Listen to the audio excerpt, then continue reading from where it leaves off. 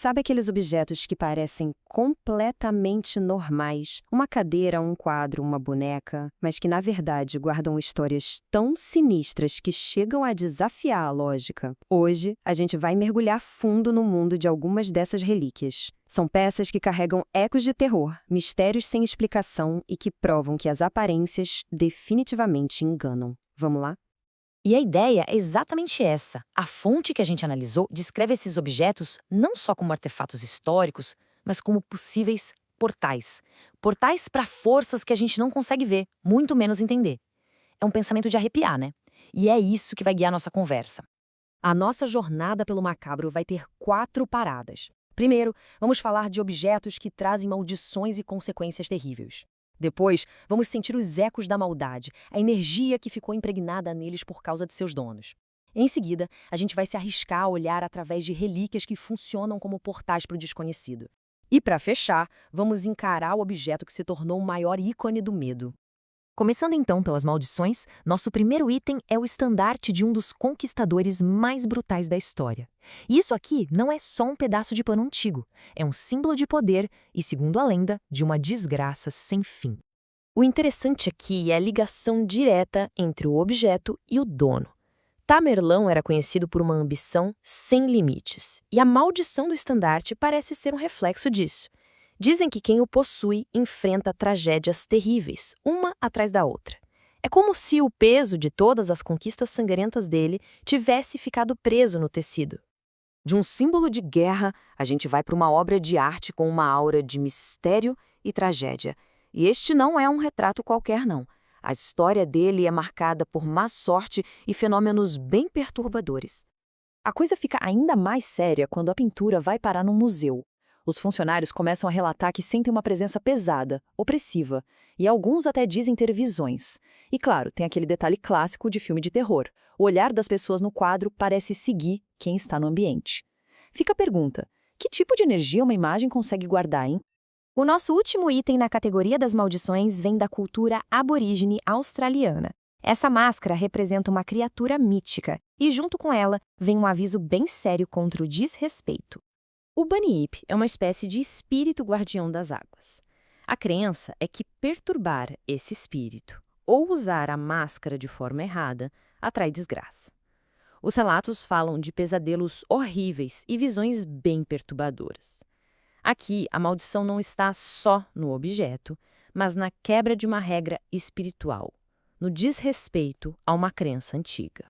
Bom, agora a gente deixa as maldições para trás e entra num território ainda mais sombrio, os ecos de maldade. Aqui, os objetos não são só amaldiçoados, eles parecem carregar a própria essência doente de seus donos. E vamos começar com uma relíquia do primeiro grande serial killer dos Estados Unidos. H.H. Holmes construiu um verdadeiro castelo do terror para cometer seus crimes. E este caixão, que foi encontrado em uma das cenas, não é só uma lembrança da brutalidade dele. A crença de arrepiar dizem que as almas das vítimas estão presas ali dentro.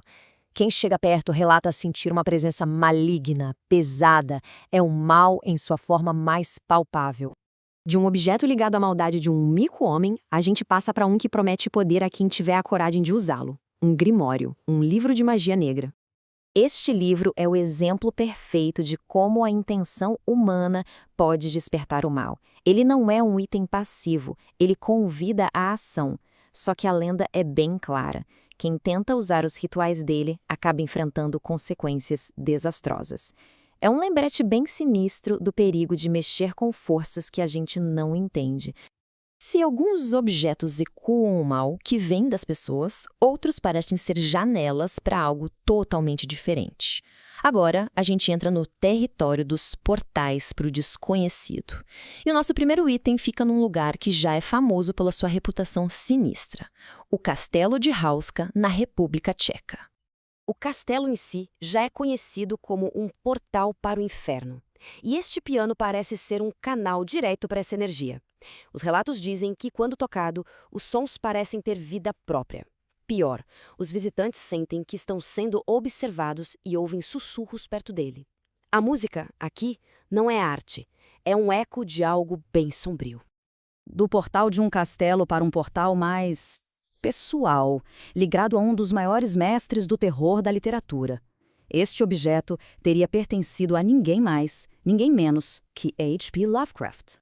Dizem que este candelabro pode evocar visões e sons de outro plano, muito parecidos com o horror cósmico que o próprio Lovecraft descrevia em suas histórias. As pessoas que o tocaram relatam uma sensação de estar flutuando entre mundos, ouvindo segredos terríveis. Fica a pergunta: será que era daqui que vinha a inspiração dele? Continuando com esses objetos que abrem portas, chegamos a uma ferramenta bem famosa, feita especificamente para contatar o outro lado. O tabuleiro Ouija todo mundo já ouviu falar, mas o foco aqui é o cristal usado com ele. Histórias de sessões que deram muito, mas muito errado são comuns. Falam de possessões, eventos aterrorizantes. A teoria é que o cristal não apenas ajuda na comunicação, ele pode aprisionar a essência do espírito. E é aí que o perigo mora. Para fechar essa sessão de portais, temos a Cruz de Thanatos, uma relíquia ligada diretamente à morte, vinda de antigos cultos que adoravam. Feita de metais que ninguém sabe direito quais são, essa cruz, que tem o nome do deus grego da morte, parece criar uma conexão perigosíssima com o além. O ponto principal é o efeito que dizem que ela causa. Quem a segura sente a própria energia vital sendo sugada. Não é um portal para a gente olhar, é um portal que consome. Pois é, nós vimos maldições, ecos da maldade humana, portais para outros mundos, mas, entre todas essas relíquias assustadoras, uma delas se destaca. Um objeto cuja história de terror ultrapassou o mundo do ocultismo e se tornou um verdadeiro ícone da cultura pop, um símbolo do medo moderno. Sim, ela mesma, a boneca Annabelle. A fama dela, claro, explodiu com os filmes, mas tudo começou com uma história real e muito aterrorizante que foi investigada por demonologistas famosos. A história da Annabelle é uma verdadeira escalada do terror. Tudo começou com uma boneca de pano aparentemente inocente, um presente. Mas logo, eventos estranhos começaram a acontecer, e esses eventos evoluíram para ataques físicos. Foi aí que Ed e Lorraine Warren entraram na história e concluíram que uma entidade maligna estava ligada à boneca. Hoje, ela fica trancada numa caixa de vidro no museu deles, servindo como um aviso constante sobre as forças que a gente não compreende. E a gente termina com essa reflexão. Cada um desses objetos, da Annabelle ao estandarte de Tamerlane, nos lembra que o passado às vezes está muito mais próximo do que a gente imagina. Eles não carregam só história, eles carregam a essência do medo. E a pergunta que fica é: até que ponto essas histórias e a energia que dizem estar esses objetos ainda têm o poder de assombrar o nosso presente?